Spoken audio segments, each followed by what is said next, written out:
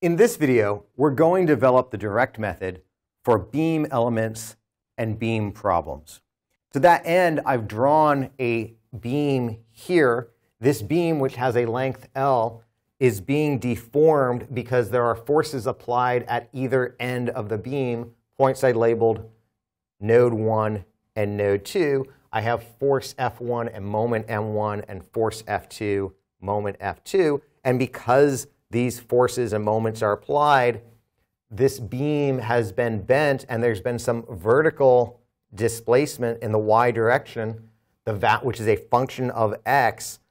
And I've labeled the specific value of the displacement in the y direction, v, a function of x, but its value at this node, v1, and I've labeled the value of the displacement in the y direction, v2, at this node. Also, because the moments have been applied, this beam is bending and making an angle with the non-deformed beam. That angle is a function of x, and we've called that phi. And the value of phi at this node is phi1, and the value of phi at this node is phi2. Because this beam is not moving and it's not accelerating, I know that the sum of all of my forces and the sum of all of my moments need to add up to 0. Because of that, I know that if I had labeled some absolute value of moment and force, m and f, that my values for m1 and m2 have to be equal and opposite, and my value for forces have to be equal and opposite. All right, so my goal is to develop the direct method for beam problems. What do I mean by that? What I mean by that is I want to find a relationship that I can solve for using linear algebra, so linear algebraic equations that relate my displacements, and in this case, I'll just call these thetas or phis displacements.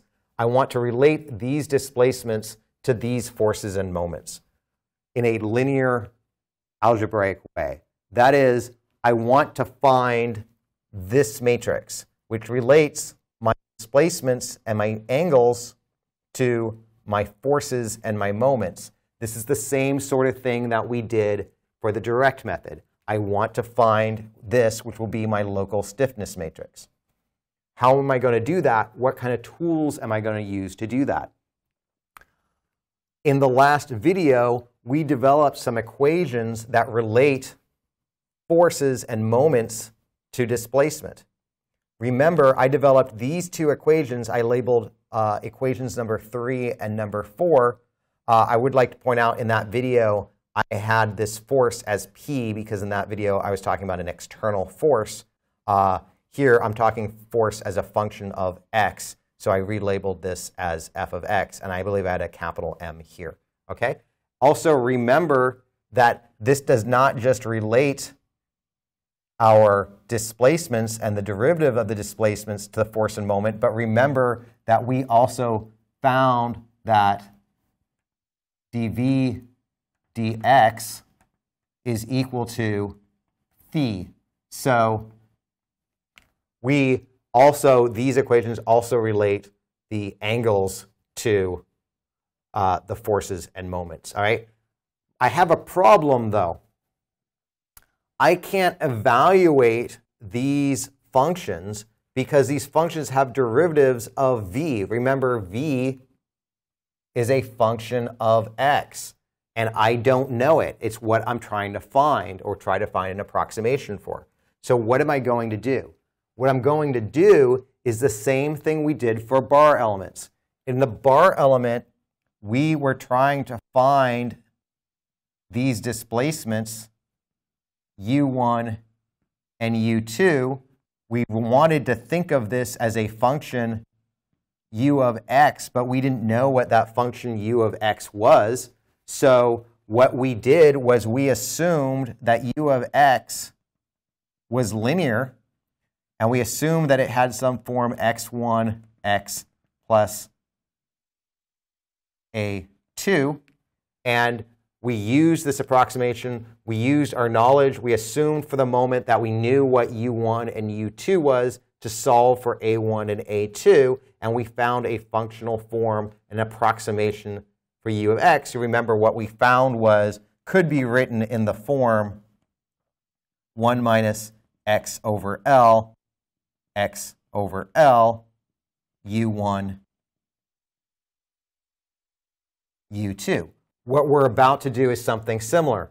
However, because here we only had two unknowns, U1 and U2, and here we have four unknowns, V1, Phi1, V2, Phi2, we can't make a linear approximation which only has 2 degrees of freedom, A1 and A2. Since we're going to have to solve for four unknowns, we're going to need at least a cubic equation. So what I'm going to do is I'm going to assume that I can approximate V of x as A1 x cubed plus A2 x squared plus A3 x plus A4.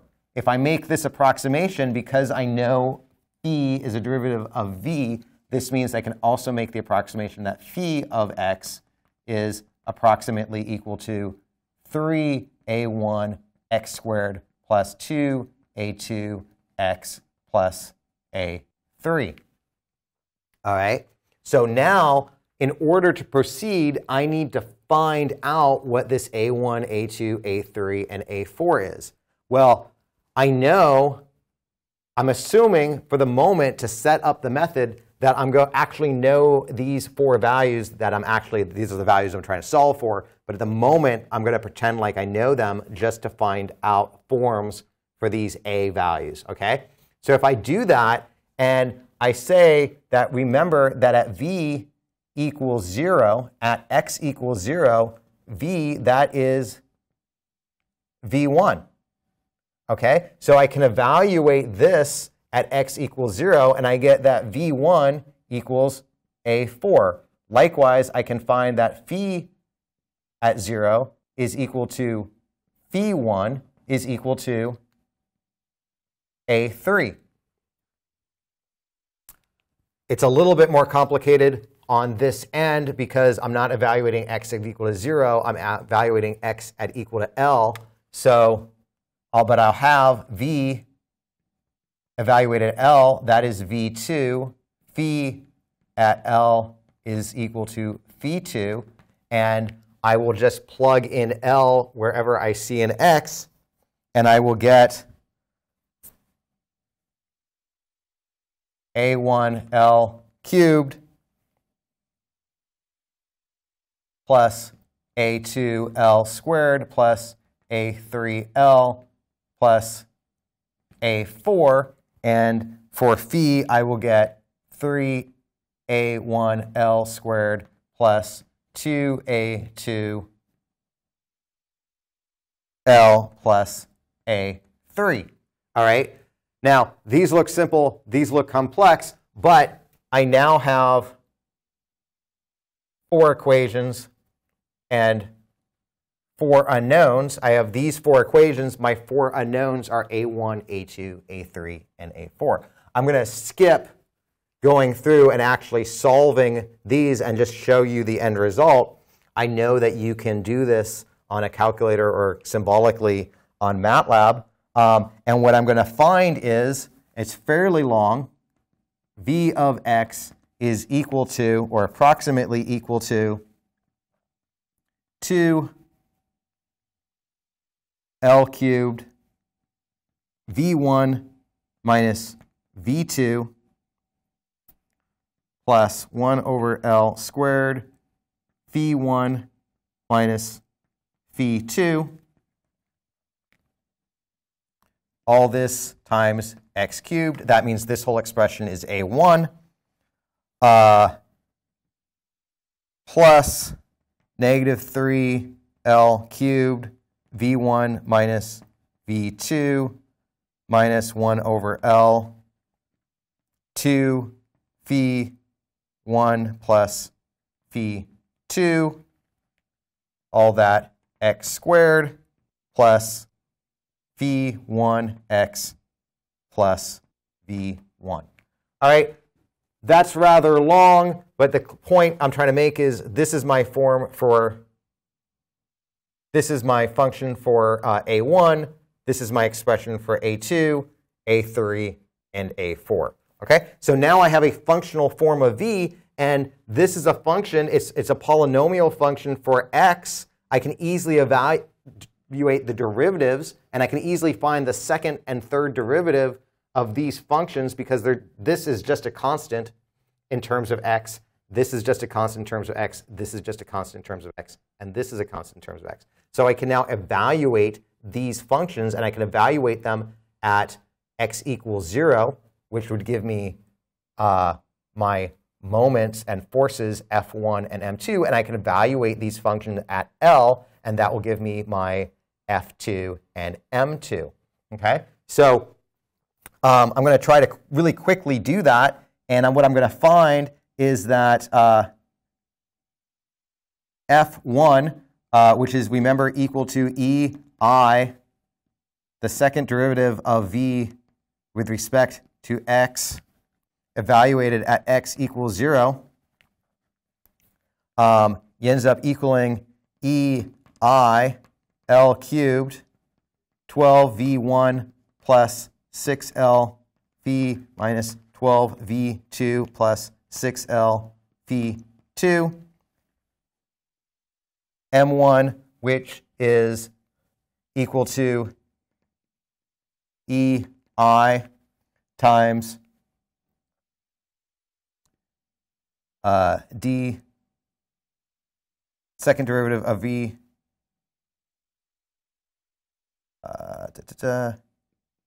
dx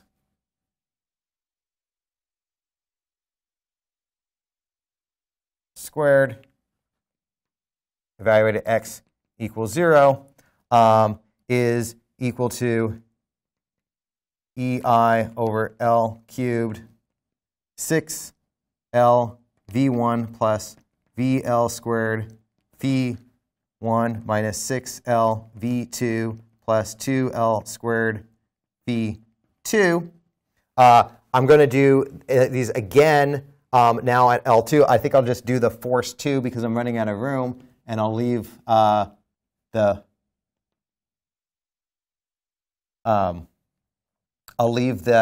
other expression to you as an exercise.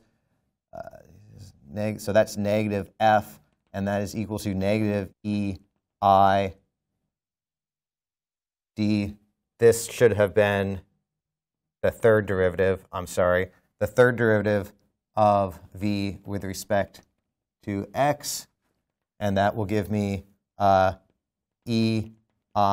L cubed negative 12v1 minus 6L v1 plus 12v2 minus 6L v2. And there's a fourth equation I don't have room for. It's just this equation, but instead of evaluating it at x equals 0, I'm going to evaluate it at x equals L. Notice now I have 4 equations and 4 unknowns. I have each equation now. I have v1, phi1, v2, phi2. I've written and taken pains to always put the v1s in this expression, phi1s, v2s, and phi2s.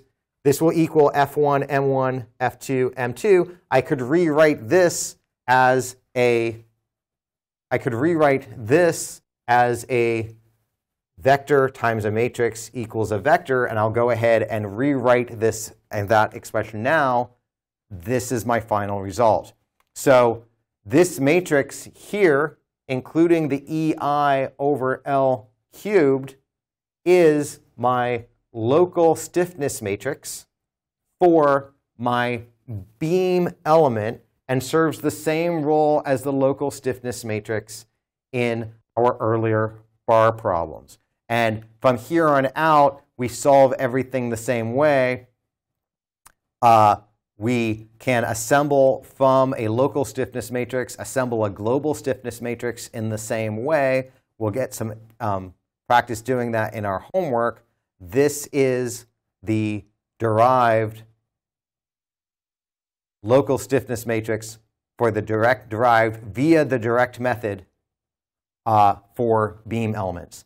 In our next video, we'll find the same system of equations, but we'll get there rather than using the direct method by using the principle of minimum potential energy method.